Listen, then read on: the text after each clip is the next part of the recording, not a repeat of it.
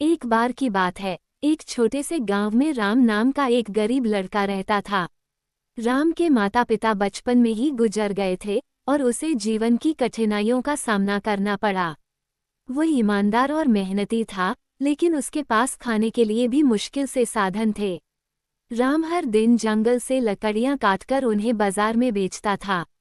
वो मेहनत करता और जो भी पैसा कमाता उससे अपनी छोटी सी झोपड़ी में अपना गुजारा करता। एक दिन राम जंगल में लकड़ी काट रहा था, तभी उसकी कुल्हाड़ी फिसलकर नदी में गिर गई। नदी गहरी थी और राम उसे निकालने में असमर्थ था। वो बहुत दुखी हुआ, क्योंकि कुल्हाड़ी उसकी आजीविका का एकमात्र साधन थी। उसने भगवान से प्रार्थना की और कहा, हे भगवान, मेरी मदद करें। ये कुल्हाड़ी मेरी रोजी रोटी का साधन है।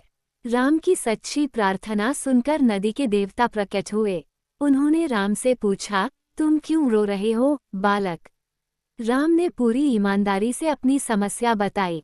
देवता उसकी ईमानदारी से प्रभावित हुए और नदी में जाकर 3 कुल्हाड़ियां निकाली, एक सोने की, एक चांदी की और एक लोहे की। देवता ने राम से पूछा, बताओ, इनमें से कौन सी कुल्हाड़ी तुम्हारी है? राम ने कहा, मेरी कुल्हाड़ी लोहे की है। मैं इसे पहचानता हूँ, बाकी दोनों मेरी नहीं हैं। देवता राम की ईमानदारी से बहुत प्रसन्न हुए। उन्होंने कहा, तुमने सच बोलकर अपनी सच्चाई और ईमानदारी साबित की है। मैं तुम्हें इन 3 कुल्हाड़ियों का उपहार देता हूँ।